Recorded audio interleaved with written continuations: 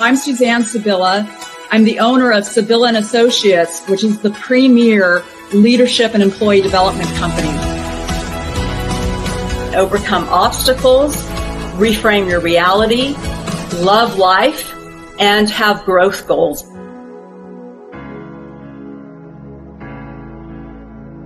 Change and shift your energy. Pivot.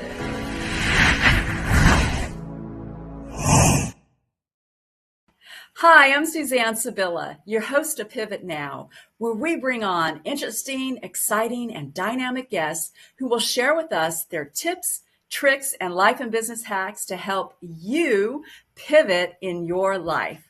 I am so excited to bring this guest on our show. She's absolutely amazing. You gotta watch it. You gotta watch our show all the way to the end, So she is dubbed by her clients as, get this, the professor of happiness and joy. How great is that? I love that title. She's also a mindset strategist and a well-known author, and she's also an award-winning singer and songwriter.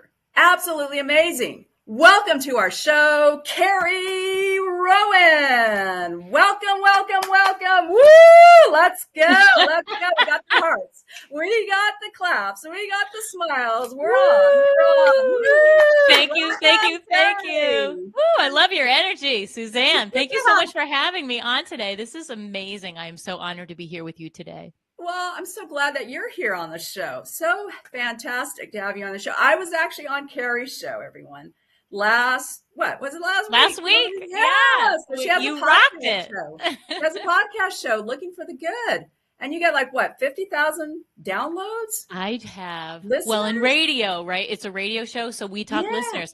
I am just shy of 50,000 listeners in a very short period of time. It's pretty wow. amazing. Yeah. That's amazing. Oh my God, that's on fire. Woo! That's great. I love it so much. Thank you. We want to know your backstory and how you pivoted in your life or business. Well, so tell us. I love that. I love talking about that because it's such a contrast. I came out of college and went right into corporate America. And, I went through this intern program where they showed me everything about the company and I loved it. I fell in love with the company. I knew how it worked inside and out. And then I was in professional sales and, I climbed that ladder and got to the top of where I thought I wanted to be. Mm-hmm. And it was a lot of hard work. It's not easy. And especially being a woman in a male dominated industry, I really had to work hard to climb up that ladder. But I got to the top. I had 8 direct reports reporting to me. And I looked around and I was like, is this all there is? I felt like, you know how you feel that stuck feeling, like you just know deep inside you that there's something bigger that you're meant for. Yes. So I jumped off that ladder and I landed gently on my piano bench and I followed my dream to be a singer and a songwriter. And these were all my passions that I did as a young kid. And that's what I teach. That's what I teach my clients today is to go back. If you're stuck in your life, go back and look at what you did as a kid. Because there's answers. Cool. I love that. I love that about going back to what you did as a kid. In fact, I'm in this program that that's one of the things that we do is I'm going to show this to our audience. I don't know if you can see it, but it's a picture of what I was like, back. This is I was 11 years old, right? So cute. So cute. Getting your, so to speak, inner child back, right? Because I have a picture of myself. Yeah, when we were kids, we were so, playful, spontaneous. We brought in the joy. And then something happens. I don't know, when we get to be adults, it's like we have the responsibilities. And sometimes it gets to be kind of wow, right? And so I love what you do about that. You're called the professor of joy and happiness. So tell us more about that. How did you get to be like that? Well, it's funny because we were just talking about steering people back to what they did. And I loved what I did for a long time in the corporate world, but I just knew there was a piece of myself that wasn't being expressed. And that was my creative side. You could be so creative. I mean, people would come up to me all the time and ask me to write their letters. So I was continually using those skills to some degree. but it's going back to what you did, just like you said, innately. What did you do innately as a kid? Mm. And I could show you a very similar picture right here on my wall with me sitting with a guitar.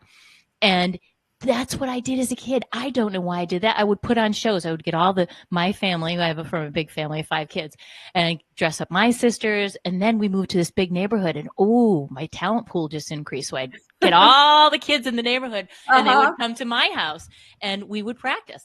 And I would teach them the dance moves, and I would show them the songs. I remember I was John Travolta one time in a production of Grease. That's great. I love it. And my neighbor she was this cute little blonde thing with the hair. I'm like, oh, you have to be Sandy. So she was Sandy, and I love I was it. Danny. And so Uh-huh. this is just what I did. I say, I tell people, anybody who would stop to watch me, I would just perform for them. So I was a performer deep inside, which kind of sales is kind of that, you take all Yeah, your yeah. information, you gather it, you show them why your product's going to help their needs, but it's not nearly as exciting as performing on a stage, of course. Yeah, that's so great. I mean, I think we have a similar background in terms of like having these parties, you know. I remember inviting the dogs in our neighborhood and dressing up the dogs, you know. I And people were love like, it. what? Yeah, we dress up the dogs, you know, in the neighborhood, and then we, you know, have a talent show for them, you know. Oh, I It was, love it. That's it so was so great. cute. Yeah. Oh my gosh. So it is important to like bring back that childhood, you know, joy, right? Bring back that childhood joy Absolutely. and Yes. happiness back into your life. So Right. And just yeah. like you said, Suzanne, it gets wrung out of us, that creativity, that joy, that innate stuff, because that's why it's so pure. We did it as kids. Nothing stopped us. Mm, We were unintimidated by it, and we didn't care. We didn't care what other people thought about us. We just did what came naturally. And so, yeah, then it's socialized out of us, I'd like to say. yeah, this is true. So how did you overcome any obstacles in your life in terms of when you did the pivot? Oh, that was a hard pivot because, as you can see, they're too contrasting, and everybody else around me was not that supportive, except for the people closest to me. But people they were confused. They were like, "Wait, you're giving up that career? What? All the accolades, the trips you want, you Mm, get the car and the clothes, and you're just gonna walk?" They just couldn't wrap their minds around that. Most people don't ever do that, right? mm-hmm. So Um, true. they just don't. And I remember being at my wedding, and the videographer was there, and I had recorded a song for my husband. Now, nobody in my corporate world really knew this other creative side of me. And so I played this song that I had recorded as a surprise, and people were coming up to me like, "What? You sing? I didn't know you sing. What?" And we have a video of my husband sticking his face in the camera and saying, "She's quitting her job on Monday. Oh, right. She's going to be a singer." Oh, wow. That's great. I And love a it. year later, that ended up coming true. Wow. So So, then what you ended up, tell us more. I mean, so so then the what, you ended up yeah, performing sure. on So stage and then what yeah, you asked happened? me about Yeah. the obstacle. The obstacle, Yeah. the hard part about that is that you can take all the things that you learn and all your experiences with you, which is the great part. Now you got to learn how to apply them to this new thing, because it was a whole new world, right? Mm. And I feel like it's really important to have somebody to model after, and to have a Yes. game plan. I like a game plan. I came into that Mm-hmm. other job. I knew what the game plan was. I knew what was expected of me, and I knew how to do it. I knew if you did steps X, Y, Z, you could get there, right? Mm-hmm. And as with any pivot, you got to figure out what your first moves are, and I feel like that was the biggest obstacle for me. And then you go through that little imposter syndrome, right? Like, oh gosh, I knew how to do that. Do I know how to do that? Like, Mm. you So have to, true. right? You have to Yep. parlay that belief. And that's why I said to you earlier that I think belief is the most important thing when you Mm. are pivoting Yes. or jumping into Yes. something new, is that belief in yourself has to be unshakable. So true. So how did you go about forming those new beliefs, or were those beliefs already in you? I mean, how did you formulate that? How did you get to where you are now? Well, that's a great question. One of the things that I teach about, really juicing up those beliefs, if you will. We already have them, right? Well, I already had them about my other job. I had them about myself as a whole. But when we go to step into something new, we got to start small, right? I always tell people it's those small little baby steps, those small little tiny Mm. changes that you make. And so I like to tell people you got to get into the mind business and not so much the action. Yes, action is very important, but let's get into the mind business first. Let's figure out what's going on here. What am I telling myself? Am I telling myself that I can't make any money because when you do what you love, or am I saying Uh-huh. do what you love and you make money? What are those little stories that are playing inside my head because they're going to tell me a lot, right? All these things we inadvertently absorbed when we were young, even to this day, about what's possible for us. I think step one is getting rid of all that, going in there and finding out, okay, what are my hangups? What do I believe about entrepreneurs? Do I think I need to be successful and work for a company? Like, what are these hidden stories? So I had to go in there and find out what those were, because I felt a little lost in the beginning because I didn't have a boss. I didn't have anybody else to tell me what to do. I had to figure it all out on my own. So important. I mean, I think you bring up so many excellent points about one, finding a model, someone that has done it before and that you could model yourself after, right? That is so Mm-hmm. important when you do a pivot. The other part that you mentioned is so important, like 90% of it is really the mindset, right? Because a lot of times people focus on the actions and they're like, well, I got to do the behavior. Yeah, it's the behavior that comes with it. But before that is the mindset. So how did you go about shifting, if you will, your mindset?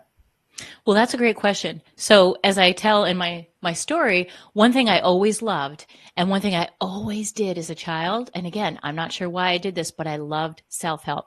My parents were in Amway. Remember Amway? Yes, I remember Amway. Yeah. So they did were Amway for a little bit of time. But the Uh-huh. cool thing about Amway, besides those delicious food bars they used to have, was the motivational aspect of it, right? So they would have all Yes. these speakers come in, and my dad would come home with these tapes, dating myself, Uh-huh. and he'd have all these tapes of like Zig Ziglar and all these motivational speakers, right? All the greats back when in the day, um, and Brian Tracy, like all the original ones, Yes. Uh-huh. and I would take those and I would listen to those. I don't know why. I loved that stuff. I couldn't get enough of that stuff, right? Wow, that's cool. I It mean, was to be really at that cool, age too, and to be listening to those kinds of things, right? Because right? I do that with our son, and sometimes he's like, I don't know if I want to hear all this stuff, but I know it's Tried to do that. absorbing, Of right? course, we try to do that with our own kids. It's like the same reason I can't teach my kids how to play piano. They don't want us to Exactly. teach them. Exactly. Right. So, it was building that up. So I had a skill set there, and it was reading my first Wayne Dyer book when I was 11. So I had all that stuff Wow. in my head. I had that skill set because I love that. It was a passion of mine. And so it was applying it. It was like, okay, sitting down and actually saying, okay, I need to go through these stories. I need to apply these things. And how do I do that? You do it with tiny, small little action steps every day, right? Mm, So it's one thing to know it, as you know, Suzanne, you can know it up there in your head, but if you're not bringing yes. it down into your body and using it, it's Mm-hmm. pretty much useless. It's like going to a great seminar, being all pumped up and walking out the door and never thinking about it again or reading your notes. So good, so good. So we're going to have more information from you. I want to hear your tips, but we're in for a commercial break. Hi, I'm Kelly Melissa Reinhart, host of Make Mental Health Matter. Join me on Mondays at 11 a.m. and Wednesdays at 7 p.m. Mountain Standard Time on the Achieve TV network right here on E360 TV.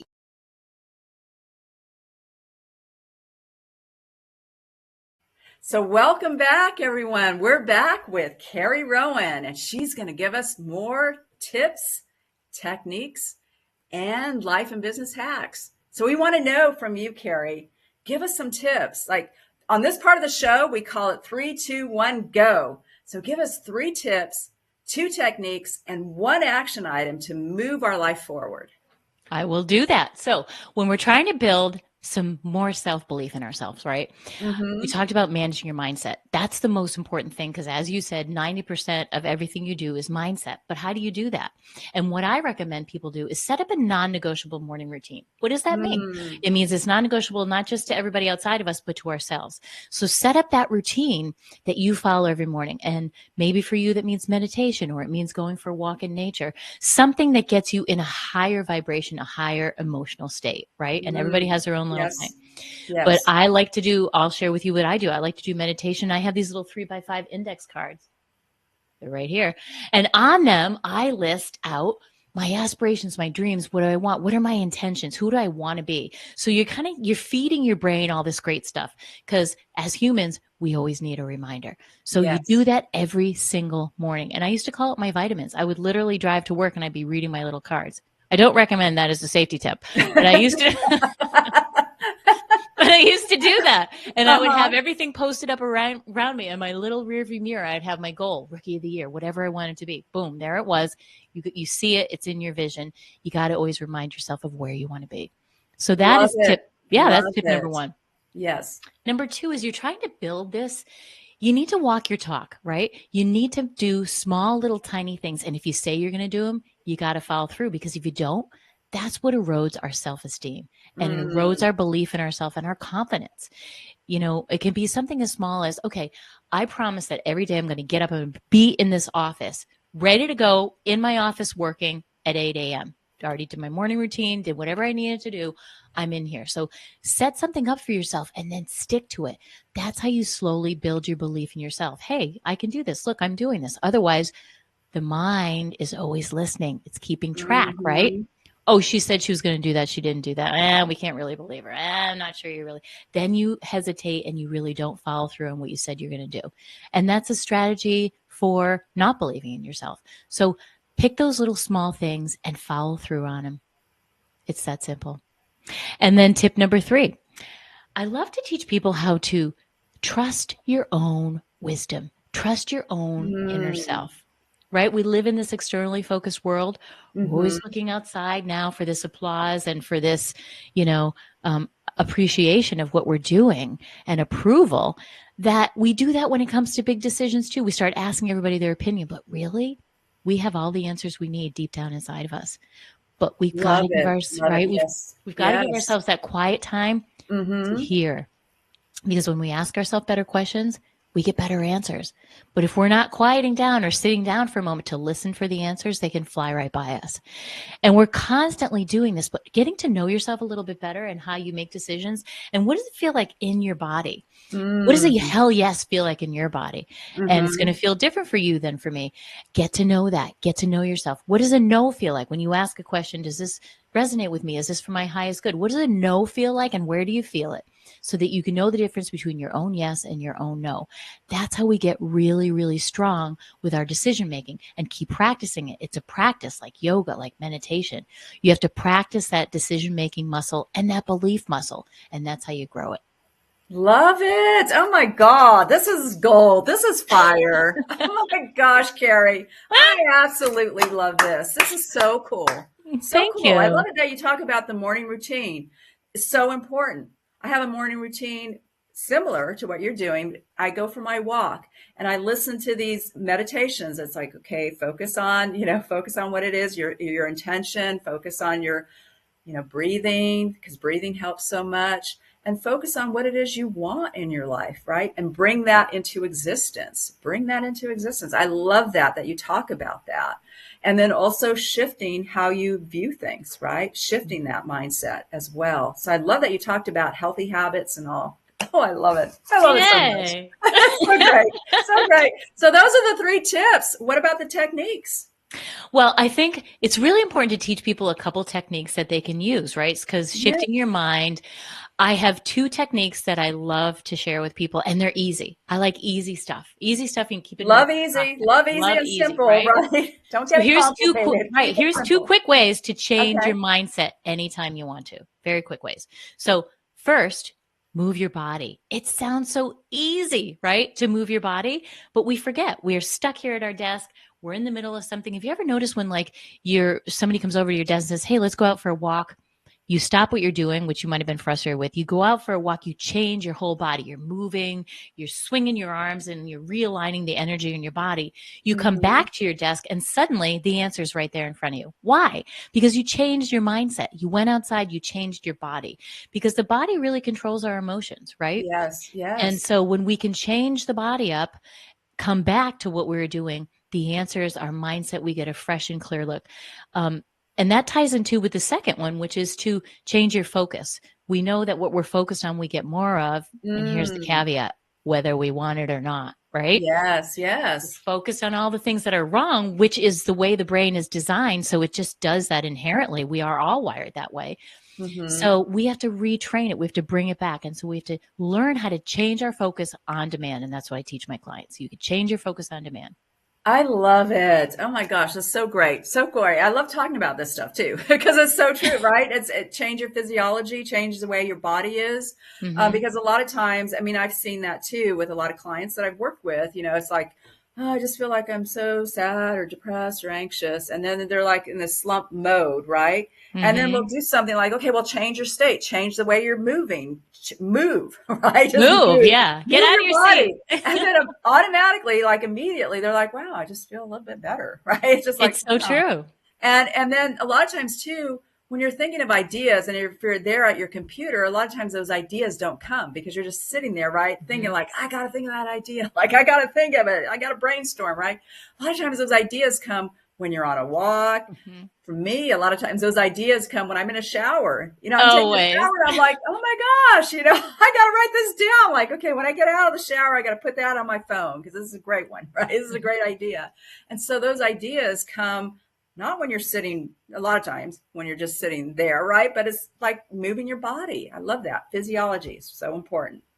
So Absolutely. important. Change And I your mind. think people have to get a misconception about energy, right? Like just what you said, the way we hold our bodies, right? All the studies that have been done on body language and, you're going to do the Wonder Woman stance. Why? Because you're holding your body in a powerful position. It not only makes you feel confident, the study showed that your perception of you becomes more confident when you hold your body. And we've got all these power poses that we can use, right?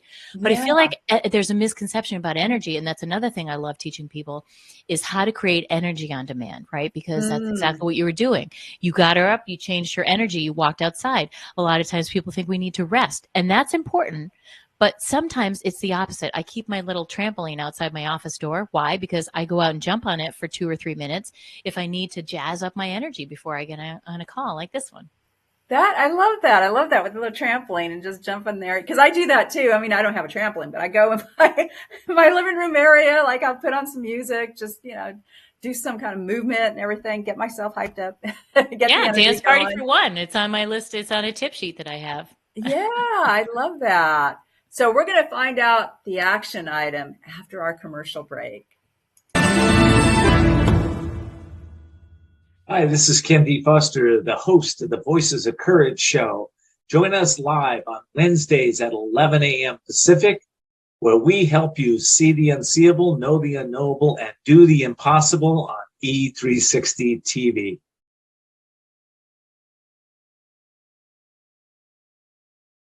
Watch Ken every Wednesday, Voices of Courage show. Welcome back, everyone. We're with Carrie Rowan, and we're talking about mindset and how to shift your mindset and also use your body in terms of changing your physiology. We also talked about the 3 tips and the 2 techniques. Now we're into one action item that will move us forward. So tell us, Awesome. Carrie. I love that. So, the one action item I'm going to recommend is to get yourself noticing the stories. A lot of my work is around the stories, and that's what my book is called, Tell a New Story. So, why is that important? Because you could be telling yourself stories that you don't even realize that you're telling yourself. So, I tell all my clients go out and get a little story catcher notebook. And when you hear Right. yourself telling those stories, write it down. So only when we can find those stories and acknowledge them, especially those quiet little stories that we tell inside of our head, the not so nice stories about Mm. what's possible for us, what's capable. You can't do this. You mess everything up. All those little stories go in that notebook because when you start writing them down, you're not going to believe how many little stories you have floating around in your head that can actually stop you dead in your tracks. And here's the thing, a lot of those stories aren't even true. And they were just handed to us a long time ago by some well meaning teacher or sibling, or sometimes siblings aren't so well meaning, but you get the point. And Uh-huh. so we start catching those stories and we can really understand what's going on in our head. And this can help to get rid of that misbelief or those doubts that are not even true so that we can step forward out into following our dreams the way that we intended to live life. That is so great. So then what do you do with those stories? I mean, if you have these negative stories or beliefs that you're telling yourself, how do you go about shifting it to be more of a positive story? Well, I wrote a whole book on that, but in a synopsis, Yeah. Gotta read the book, right? in a synopsis, what you can do, okay, so like anything else, awareness is half the battle because you Yes. don't realize the things that you're telling them. I always tell clients to listen when you're stressed. It's harder to catch those because we're stressed. We're in our back brain. We're not thinking, Carrie said to write down my stories. But when you start to get in the habit of that, you can look at those stories and you can ask yourself, is this really true? Is it really true that I can't do anything right? Is that true? Or is that just something that, somebody used to say, and so then I caught on to it and I started saying it? And then you make a list. You have to counteract why that's not true. Make a list of why that's not true. Well, here's a list of all the amazing things I've done in my life. So that can't possibly be true because I do get a lot of things right. I'm a great mom. I'm a great this. So start listing out the things that you're really good at. And so you're taking the opposite of what you are already saying yourself, and you are just becoming aware. So once you're aware, it's like, it's Hebb's law, neurons that fire together, wire together. But if you don't say it anymore, they're not wiring together anymore, right? So when you become aware of it, you'll start catching yourself and you'll no longer tell that story. It's amazing. That's why I love this work. It's so powerful. Once you start noticing, you can't go back, and those stories almost change themselves. So true. Wow. Gosh, you're just on fire. Love it. Love it. Love it so much. You're just dropping gold nuggets here. Right, Carrie? I just love it. I love it so much. Wow. Yeah, we got to take that action. So how do you go about taking action? I hear that from my clients a lot. It's like, oh, when I feel motivated, he'll say to me, when I feel motivated, I'll do the thing, right? And I always tell him, it's like, motivation doesn't come by just sitting around and feeling the motivation, right? It's so so how true. do you go about actually taking action? Well, I feel like if you've gone through these steps that we've already talked about, right? Mm-hmm. When you get yourself in that state of mind and you make it your priority that you want to feel good. I want to feel better. I'm sick of feeling stressed. So you start doing these things, you start to gain momentum. And momentum's the Yes. key, right? So Yeah. you've got momentum. You can have momentum in the wrong direction, or you can create momentum in the right direction. And when you go through those steps and you've got your mind all in balance, you're feeling better, you're moving your body, you're doing all those things that you know you need to do, momentum starts happening. And when that momentum happens, you want to do what's good for you. You want to continue that. You want to take inspired action. And that's what I recommend my clients take. Inspired action will get you further than just drudging through something with a bad attitude, right? Yeah, so true. Inspired action and momentum. I love that. The M word, right? The M word is huge. And when you get it, you got to make sure you keep moving with it. Don't stop doing the things that you started doing that made you feel good. And that's what humans tend to do. So we got to override that. We got to use this mind. Again, get in the mind business, not so much the action business. You fix the mind and the action just follows naturally. Yeah, love that. Fix the mind and the actions follow. Definitely so true, right? So true. Wow. This is just so amazing. I just love talking to you. This is so cool. You too. So can you tell us how we can get a hold of you? How can we connect with you? Amazing, Carrie. Well, thank you. Amazing, Suzanne. You can go to my website at Carrie Rowan, CarrieRowan. See, I'm so used to being on radio. We have to spell everything. So cool. You get on my website, carrierowan.com, and you can find my podcast. If you want to learn about me, jump on my podcast. You know why? Because we do all this. We talk about people come on with their stories, and they come on with their worst story, which ends up actually being their best story. So find me there. I've got seminars and classes. And if you're a corporation, I love helping employees and coming in and doing talks and seminars for them. So there's a lot of different ways you can work with me. And all of them will bring you joy. And my catchphrase is, I love to make joy the new soundtrack of your life. Oh, wow. That is so cool. That's so cool. And your podcast is called Look for the Good. Look for the Good. I know. And you bring people on that talk about their stories and how they've been able to shift and pivot in their life. And it's an amazing show. I mean, because I was just on your show. So. You were amazing. Yes. You have to tune in. You have to hear. Fun. Yes. You have to hear Suzanne's story. She was an absolute amazing. Yeah, it was so much fun to guest. be on your show. And so I don't know if you can do this for us, but can you sing us a song? I don't know if you're open to doing that. I put you not really prepared to sing a song, okay. But if you want to hear my music, totally go over to my website at carrierowan.com. You can hear my music. And when you listen to my show, Look for the Good, that's me singing in the beginning of my outro and in my intro and my outro. So you can hear my music there. But And I'm honored that you would want me to just break in a I song. know I can't put you on the spot, but listen to Carrie and her show. I mean, yeah, and her music. So what kind of music do you play? I mean, what kind is it inspirational? What kind of? Well, that's a great question. In my book is my music. So my book's interactive. And when I tell a story about something that happened in my life that I wish didn't happen, there's a little QR code and you can hear my songs. So my songs they're kind of folk because they all tell a story. They have a message. They're kind of folk pop in that genre. And so adult contemporary would be another thing that people classify it as, but it's music that is, calming. I have upbeat songs or, slower songs and everything in between. So I've got just a little bit of something for everybody. That sounds great. I love it. Love it so much. Well, it was so great to have you on our show. Love it so much. And you've brought so many tips and techniques and action items to move us forward and pivot our life. I just love it. You get more hearts and more fire to you. Just absolutely great, Carrie. So that's awesome. Great. Thank you, Suzanne. Yeah. It's been a pleasure. Yeah, thank you. And we love having you on, our audience watching every Tuesday, 10 o'clock Pacific time, 1 o'clock Eastern time. Live life abundantly. Pivot now. Change and shift your energy. Pivot